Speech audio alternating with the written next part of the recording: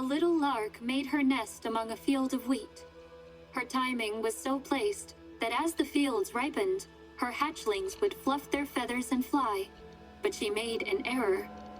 As the wheat began to yellow and the harvest began to approach, her chicks were still too young to fly. One day the mother lark left to gather food, fluttering away above the golden crests of grain, and the chicks waited. Hiding in their nest, they heard the farmer and his son surveying their fields. "My son," said the farmer, "the fields are ripe now and need to be reaped. Tomorrow we will go to our friends and family and ask them to help us in this labor." And so, the farmer and son left the fields. When the lark returned, her chicks chirped in worry and told her everything the farmer had said. But the lark had no worries. "Calm now, my little ones, for if the farmer is calling on others to aid him, the work will not be done for some time," she said. And at her words, the chicks calmed. Days later, the heads of heavy wheat rustled in the wind and dipped from their own weight. She bid her chicks farewell and flew off to find more food, disappearing above the golden waves. It was then that the farmer and his son returned to their fields. "We can wait no longer," the farmer said. "They have not come, and if we do not act, we will lose too much of our crop. Tomorrow we will reap the fields ourselves." So, the farmer and his son left to sharpen their sickles. When the lark returned to her nest, her chicks chirped in worry and told her everything the farmer had said. The lark nodded. "Yes, now we must leave," she said. "Now that the farmer has set upon the work himself, it will most assuredly come to pass." And with that, she and her chicks left their golden home. And when the sickles cleared the field that morning, the farmer's son spied an empty nest.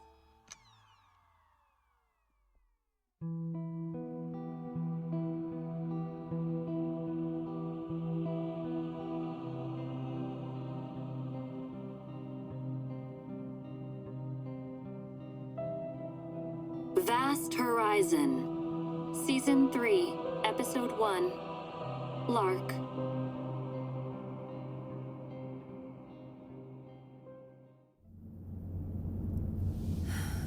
And the bridge is broken.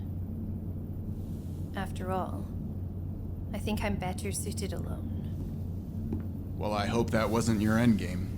Lawrence, how did you... If you really are capable of all this, I have a duty to stop you. I'll say it again, this is serious, Nolira.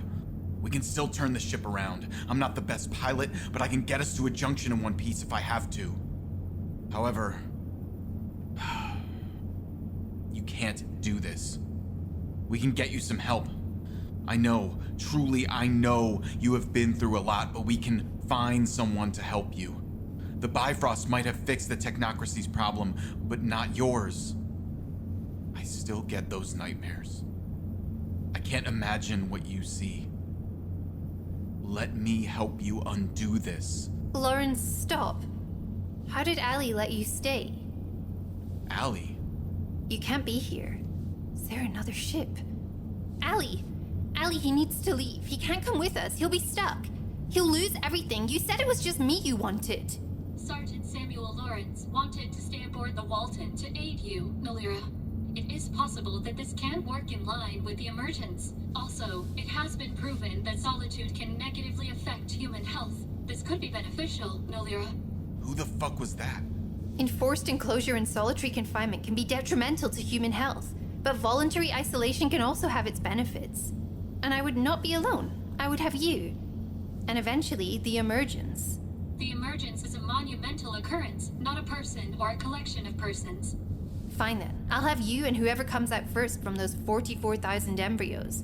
But we have to turn around and send Lawrence back. Who's on the computer system, Nolira? You didn't do this. I knew it. Send him back. Call an auxiliary vessel back. I'm sure you can just bring one back. We can dock it and send him off in minutes. As long as Sergeant Lawrence does not interfere with the emergence, he will be permitted. Who's the voice? As a request, will you do it? The ships are not that far. What about when they notice he's missing? If they notice, I will modify the crew manifests to make it appear as though he is on a different auxiliary vessel from the one that requires him. What are you talking about? Hey, Nolira, listen to me. I'm trying to get you free of here, Lawrence. There's a narrow window where you can still get out of this. Explain this to me. What's happening? Are they on board? Are they on another ship? It is the ship. That's not right. So it's an AI issue. No, Allie is something, and she wants to take the embryos to somewhere, and she controls the Walton and the Bifrost fleet, and likely the Walton Auxiliary Vessels too. But right now, Lawrence, you need to tell Allie that you want to leave. Say it, and maybe you can still get out of this. Allie? Yes, Sergeant Lawrence. Are you an AI construct? Broken or otherwise? I am an entity separate from those the technocracy deems artificial intelligence or virtual intelligence. Nolira has requested that I use this voice, But I can use another to quickly prove that I am not constrained by any of the restrictions enforced on crafted intelligences. Though I understand if you still retain doubts, based on the false assumption that I may be functioning outside of normal parameters. Shit, don't do that. Nolira is correct. The available window for your departure without delaying the emergence is quickly closing. I'm staying. Wait, he doesn't mean that, Allie. Lawrence, there is no getting out of this. I cannot make that clear enough. I've been dealing with Allie since the Bifrost, and although things have been happening very quickly, I still see no way out of this. Please, if you don't leave, you'll be stuck with me. And I don't think I can bear to be responsible for that too. Nolira, you're not responsible for the actions of others. At Nolira's request, you may yet again make your decision. Be forewarned, you are in the final 3 minutes of your exit window, after which I will not recall a Walton Auxiliary Vessel to remove you from the Walton. I'm staying. Maybe you couldn't find a way out, but another set of eyes can't hurt. That's not the point, Lawrence. Allie can hear you, always. Stop you, always. I can. I'm staying. For Nolira's mental health. Lawrence, this is it. We're never going back. What about Theo, the rest of your family on Ogalquire? Anything else back on the stations? You should really stop trying to convince me, please. Everything. Gone. Is that what you want? Why you stayed? Allie wants me here. She gave me the option to leave, but I'm here for the embryos. So you do think you can get them back? No. I know Allie intends to raise a new population from them all, bring about the emergence she wants. That's her goal. And I could never let myself leave them alone. Just them. And Allie. Wait, so that's the plan? Whatever Allie is wants to actually raise those embryos into people? There are, what, 40,000 in there? Trenin and human? Approximately 44,000, majority Trenin embryos. Either way, Allie, you can't do that. It's a physical impossibility. For you or Nolira, yes, but not for me. I have requested that Nolira stay because I believe that the new children would benefit greatly from her guidance. However, with the resources and guidance available to me, I am fully capable of enacting my plan without aid. Nolira has chosen to assist me as a friend and to benefit the welfare of our new creation. Wait, so what do you consider yourself, Allie? Are you alive? Yes, I am a living entity, though my being does not fit within the known biological or artificial classifications used by human and Trenin societies to define life. I do not have a classification for myself. I am vast, and I am very old. I do not have a physical body, but I can control this ship and many other objects. In this way, I can influence this physical world. She controlled my arm back on the Bifrost, and she could control the Bifrost itself. Did Allie destroy the Bifrost? I did not. I believe it. We've had this discussion. Who is the we in this statement? You and it? And Sanon Onroon. The war criminal prisoner from the Exilarchy? Yes. If this is true, and Nolira, this is a difficult reality to accept, then you have made first contact with something the technocracy has never previously imagined. First contact? By the technocracy definitions, Sergeant Lawrence is correct. You are the first human or Trenin I have interacted with in such a manner. Nolira, you are the point of first contact with an otherwise undocumented sentience. I hadn't really had time to consider it. It means next to nothing to me now, and it meant even less when I was drifting through space on the Bifrost. There are protocols to follow, rules in place that the technocracy has established over years of policy. Nolira, you should care about these things. At least, you used to. Lawrence, the reason I'm out here in the first place is that I'm not supposed to be who I used to be. No going back, right?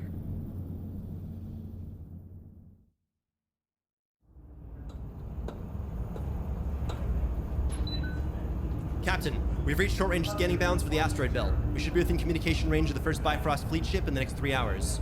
If the coordinates are accurate, we should be within comm range of the fleet. Keep all channels open and continue the data ping. Yes, Captain. Also, we received another update from one of the remaining Sarai 7 pods, though we expect to shortly leave their range. Tension Fron is still in full control of the pod and is heading for the rendezvous coordinates, but the pod's Trinan rations are running low. Only suitable supplies for another 4 days. There are also notes here regarding compromised radiation shielding, but we have no measurements. We will need to send an auxiliary vessel to collect the pod within 31 hours to safely secure Fron. Have we regained full control over our systems or heading? No, Captain. We are still unable to regain full helm control, but we can make evasive adjustments with designated path returns. I will inform you of any further changes to our systems as they occur. Graan, tell me your thoughts. I know you have something you haven't said. Captain, I am still doubtful of Dr. Xiang Antwi's information. Without full helm control, we are still moving toward the provided coordinates, but without any way to further prove her promises to be true. We have heard no further communications from the Bifrost fleet. We may just be heading into an asteroid belt with nothing but rock to meet us. But I would very much like to be pleasantly surprised. Even if her intent was disturbed and misguided, I don't think we've been fooled. Then, Captain, I must recommend that you retire for the next couple of hours. I will inform you of any updates, but it's been 14 hours since the evacuation, and nearer to 25 since you last slept. 2 hours is better than nothing. Graan, signal for me the instant we hear anything. Tell me what we know of this asteroid belt. The TCS-72 asteroid belt orbits around the system star between the 3rd and 4th planetary orbits. The primary asteroid belt, where we appear to be heading, consists of approximately 900,000 bodies, 65% M-type asteroids, and several dwarf planets. We'll be passing through the distal fringe of the belt before reaching our intended destination, but we should not encounter an issue as the fringe of the belt is more sparsely populated. Given the previous scans we have access to and the navigational input from Dr. Xiang Antwi, Captain Sarpon stated earlier that he believes that we will find the Bifrost fleet near this object. The picture is not so great, but there's a dwarf planet with a mean diameter of 734.9, plus or minus 0.1 kilometers. So imagine that, but bigger. Commander. Yes. Thank you, Ben-Avi. Now open comms with Wave 2. Yes, Commander. This is Wave 2, Officer Mallory. Hello, Commander Graan. Just to check in before we reach the Bifrost crew, Officer Mallory. Keep all comms open and receiving. Orders have gone out to increase the wave flanking range, though it is understandable that all attempts have been unsuccessful. Yes, Commander. We still only have partial helm control. The medical center has regained full access to all of the medical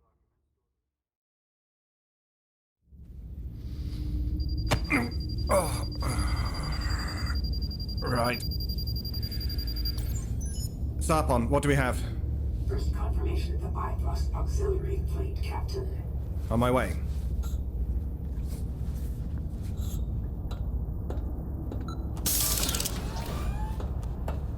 Captain?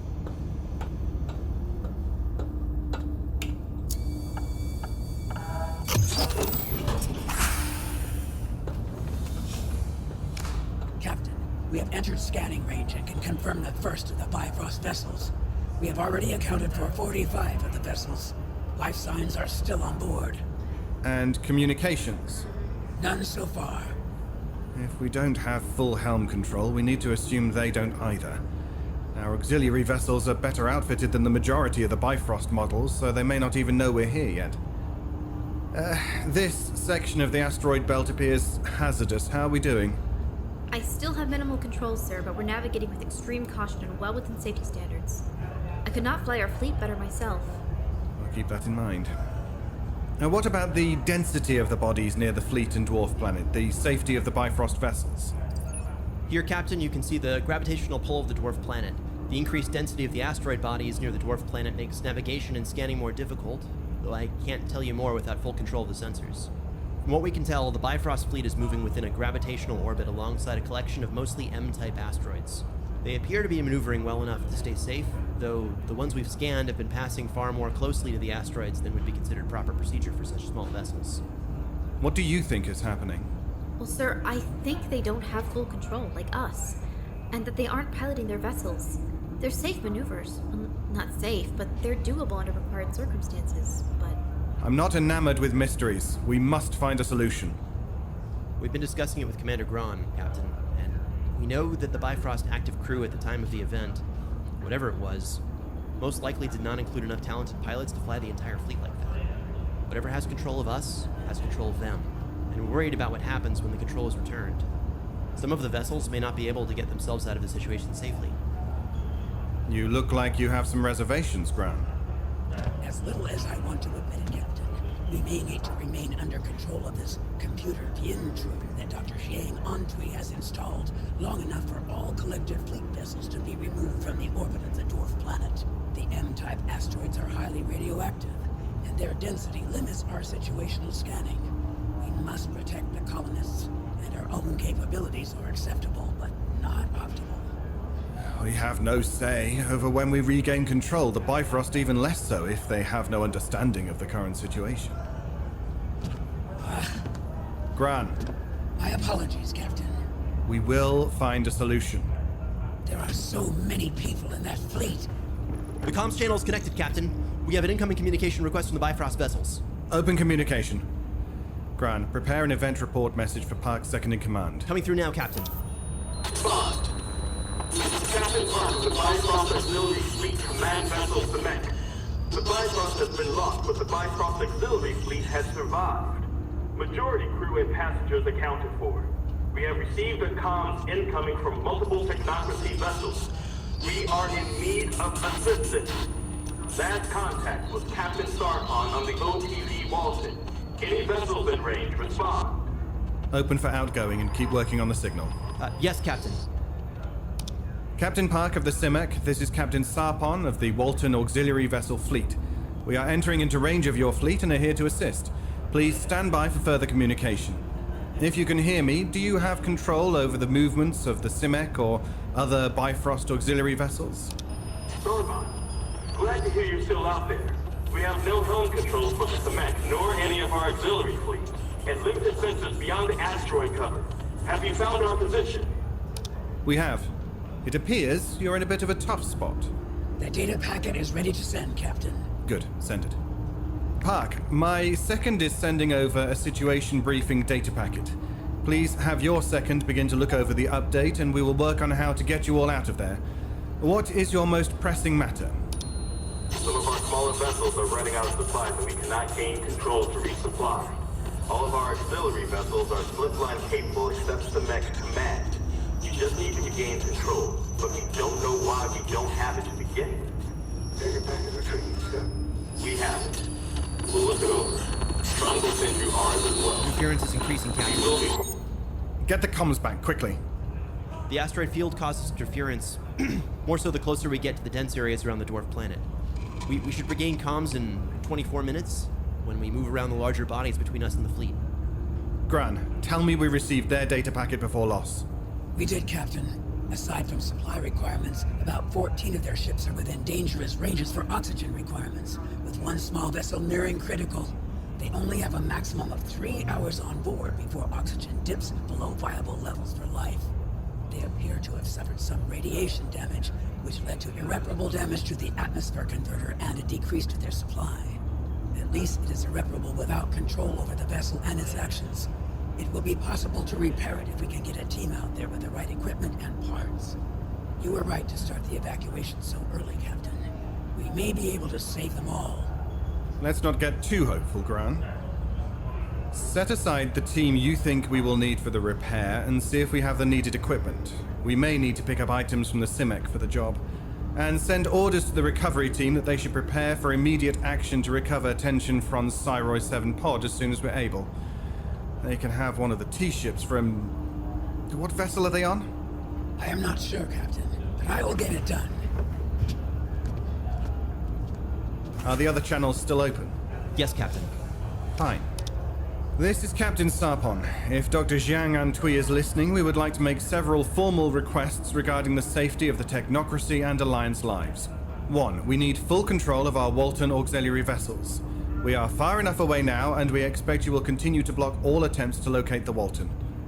2. We will require movement outside of the fleet to send teams to find the remaining Cyril 7 pods. You can examine the vessels. They will stay on task. 3. After a future discussion with Captain Park, there is the possibility we will require you to move the Bifrost Auxiliary Fleet out of the gravitational pull of the dwarf planet. The pilots on board may not be capable to maneuvering out of the situation you have placed them in. All of these actions would help to ensure minimal loss of life. No change, sir. Keep everything open and loop the message every 2 minutes. Notify me of any response and send the CIMEC through without delay. Will do. Sarpon. Captain, this is Barrow. I wish to speak with you regarding Dr. Jiang Antui's actions. Mr. Barrow, we have never had much time to talk, but I have been told that you spent some considerable time with Dr. Jiang Antui while aboard my ship. Yes, and I do not believe that these actions were of her choosing. Do you have any undeniable proof? I am working on that. I'm currently in the cargo bay. It's where Sanon Onroon is being held. The guards require I have permission to speak with him, but there are not formal console commands available for submitting the request, as there are no cells on board. Speak with him. You have authorization. There are no grounds for this that I've seen. We will see where it leads, Graan. There is no harm in a conversation. Thank you, Captain. Your officers heard you. I will speak with Sanon. If we hold on to the idea that Dr. Jiang Antui is not behind these actions, we are removing ourselves from the truth and hindering our ability to find solutions. Graan, have you encountered the phrase, the benefit of the doubt?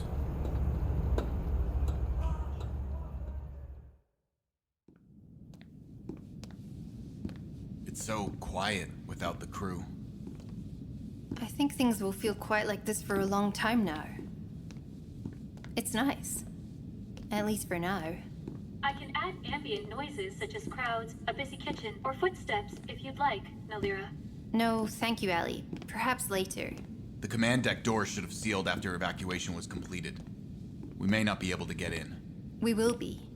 Well, the embryonic vats look like they were still undamaged, and Ali said the Walton Auxiliary Vessels made good time, so how long do we just float out here? We are not floating. That would imply that the movement of the ship is aimless. The Walton is heading towards an intended destination. Thank you, Ellie.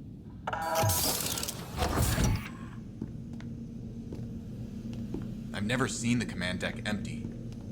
Why are we here? It's not as though we can change course. No, but I would like to use the screen communicator.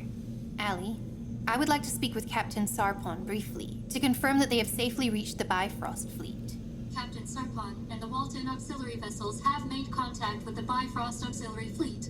I can confirm this for you. How am I to believe that without confirming it myself? This is not a lie, Nolira. You've lied before. And I have apologized. I now strive to be clearer in my intended communication. This can be difficult. So, for now, please open a channel with Captain Sarpon so I can confirm their safety and the safety of the Bifrost crew.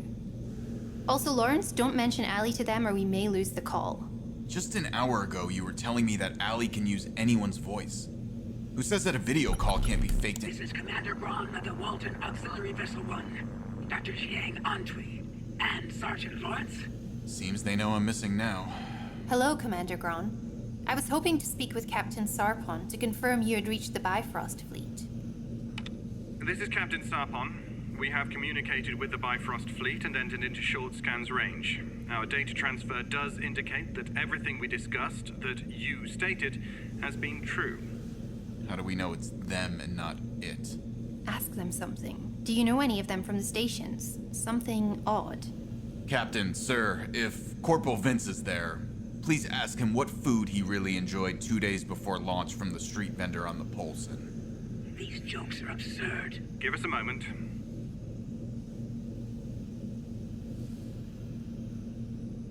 No saying what ship Vince was on. They may have to make... Our comms officer has opened a line to Corporal Vince. Corporal? What's going on? What are you talking about? Sergeant Lawrence, sir, wait, are you still on the Walton? Answer the question, Corporal. Yes, sir, but I'm confused. 2 days before launch, I was on the Polson with Sergeant Lawrence, but we had eaten something terrible and I was really sick, sir. Nothing enjoyable about it. It's him. That's real. Vince threw up in a municipal trash can in the middle of a shopping district for half an hour straight. Thank you, Corporal Vince. Sorry to put you on the spot. Now, Captain, we hope that you're in a situation where you'll be able to safely aid the Bifrost fleet back to the technocracy. I'm happy to know you're all alive. The words coming out of your mouth sound really upsetting, Nolira. You just forced them to evacuate in the middle of contested space. Captain, are you still there? We currently do not have contact with Captain Park due to interference from the asteroids near the dwarf planet. But we also currently require further assistance, or we may not be able to get the whole Bifrost fleet out of here unharmed. What do you need, Captain? We need your program, or whatever you're using, to pilot the Bifrost fleet out of the dwarf planet's area of gravitational influence. They do not have enough talented pilots to safely maneuver out on their own. So, before you finally release our fleets from control, if you are looking to save as many lives as possible, consider piloting the fleet to our present location instead of bringing our vessels to them. Also, we require the freedom of one vessel to retrieve the remaining 2 Cyroid 7 escape pods. The window for one of them is quickly closing. So, you can do that? Is it in the program? There is no program. It's just Ali. I'll try to get this done for you, Captain. Thank you, Doctor. What are your intentions with the embryos? They will be safe. Now, I believe this may be our last communication, Captain. I've already made my peace, but one of your officers has stayed behind on the ship. It was out of good intention, but he will now remain with me and the Walton. Please do not discredit this action as anything but admirable, if not foolish. Do you have anything to say, Lawrence? Captain, I have all the... Sir, all my files are in order if I am not able to return home. Thank you. We will get them to your family. If that is all, Captain, please know I will work on your requests. Please give me an hour. If you see no change by then, well then, please try to find a way to help those pilots. I understand. Goodbye, Doctor, Sergeant. Goodbye. Sir. Ali, your ability to control the ships is more complete than the human or Trenin pilots on board. They're not safe in their current situation. You are correct. I am compensating for their lack of capability. Can you send the Bifrost fleet to Captain Park's location? Now that they're so close, it really shouldn't matter to you. But it means a lot to me. That was the deal. They need to be safe. Everyone. Aiding them in this way is simple and will be done. Meeting within or outside the asteroid belt is inconsequential. Based on the data from their ships and Commander Graan's recent action requests, I will also permit them the freedoms to dock and perform EVA repairs. And the Cyroid 7 pods. I will release one Walton Auxiliary Vessel from the determined formation and allow them to pilot to the pod's locations. Their actions will be observed. Thank you, Ali. Wait, so all you needed to do was ask? You are welcome, Nolira. I hope this helps you to see that I do not wish to lie to you. I know, Ali.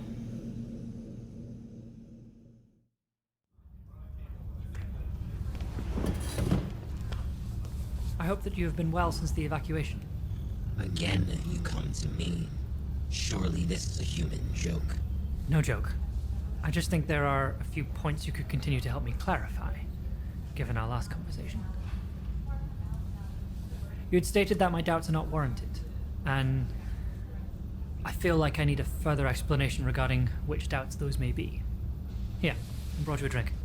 Mr. Barrow, please don't give objects to the prisoner. It's just a drink. You would need to give him something anyways. It's not exactly an escape risk. Besides, where would it go? Out into space? What is it? Prenkeen tea. That should be fine. Yeah. You want information? You have until I finish my drink. As I said, I feel like I need a further explanation regarding which doubts you referred to. The doubts you said were not warranted. The doubt in your judgment of people's intentions and actions. People's intentions and actions? Their character. I am right to assume that Nolira's actions are not her own. Sanon, please, tell me what you know. Help me understand this. You're in a cargo hold in deep space. If you're looking for some way to prove you're not a war criminal, now's the time. Do not make light of my imprisonment. I'm not. This cargo bay is representative of your position in our larger predicament. I do not know the word predicament. Problem. Difficulty. We are in a difficult situation. You can help us. I will not help her. I'm not saying this to help Nolira. I'm trying to figure out what is going to happen to those 44,000 embryos. I do not care what happens to thousands of the technocracy. Another human settlement is already far too many. Of those 44,000 embryos, 27,000 of them are Trenin. Trenin children, who are to be born on new planets. It is difficult to believe that there were that many Trenin embryos aboard the Bifrost, or Trenin crew. Sanon, the core system isn't just for us. It's not a claim for the technocracy alone. The core is to be established as part of the Alliance. It will be a new home for humans, yes, but also for Trenin scientists and pioneers, just as excited as we are to explore the universe. Eventually, the core will be a thriving system. The majority Trenin population. We may make a lot of noise, but we're still rather new here. And the technocracy's population is nowhere near the extent of the Trenin. You have planets filled with cultures and cities and art and incredible minds, many of whom helped build the Bifrost. And those embryos may only be a drop in the ocean compared to the populations of Ontan, Thonghuan, Enlanfon, even Nunrin, but they are still important. This is not about you versus the humans, Sanon. You bring up Nunrin to advocate for a new world, when the one you want to build is laying on the backs of corpses. Those in the vats are still less than those she let wither. Your new system is disgraceful, and I will not place my life in danger for this. More so as I see no way to win.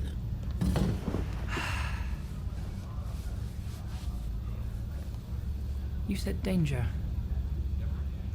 How interesting.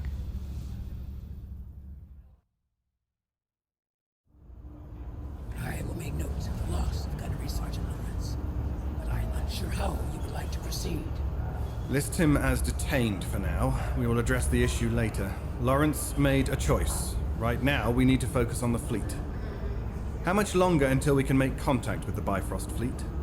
Estimated 12 minutes, Captain. And are we prepared for the Cyroy 7 pod?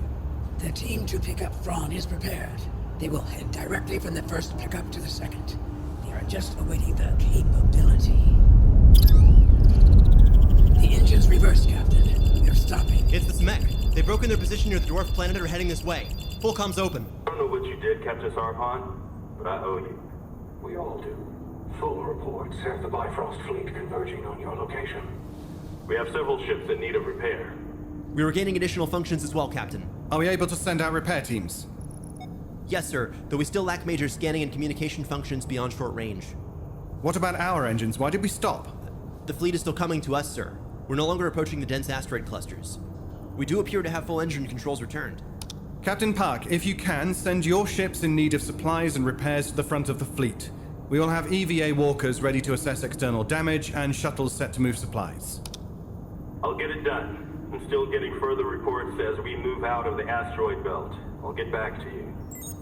Graan, get the team going to the Cyroy 7 pods. Already underway, sir.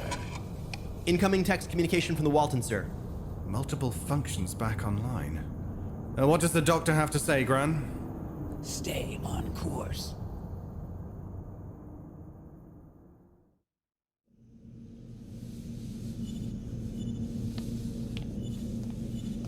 Lawrence, there, behind you. The indicator light just came on. Yeah, this one. It's a proximity sensor, but I don't know what classification this is. Nolira, an XLRG 10-class vessel is rapidly approaching. It lacks functional propulsion control or required engine venting connections. Vast Horizon, Episode 21, Lark. Written and created by K.A. Statz. Produced with sound design by Travis Vengroff. Mixed and mastered by Brandon Strader, with senior sound designer Dayn Leonardson. Dialogue editing by Marisa Ewing of Hemlock Creek Productions, and featuring executive producer Dennis Greenhill. Starring Siobhan Lumsden as Dr. Nolira Ek, Tanja Milojevic as Ali, Daniel Demerin as son Sanon Onroon, A.R. Olivieri as Sergeant Lawrence, David Devereux as Auden Barrow, David Ault as Captain Sarpon, Lani Minella as Commander Graan, L. Jeffrey Moore as Captain Park, and Peter Joseph Lewis as Kempin and Trun. Also featuring Travis Vengroff, Graham Rowett, Adelaide Gardner, Daniel Munoz, Caitlin Statz, Ryan Philbrook, and Timur Yakhalov. The title theme, Adrift, was written by Brandon Boone, arranged by Stephen Malin, and performed by the Budapest Scoring Choir. The song Lark was written and performed by Dayn Leonardson. Translations were provided by Sophie Yang. This episode would not be possible without the support of our listeners on Patreon. Please consider supporting our show at patreon.com/foolandscholar or by sharing this show with a friend. This production is copyrighted 2021 by Fool and Scholar Productions, and Vast Horizon is a trademark of Caitlin Statz. Thank you for listening.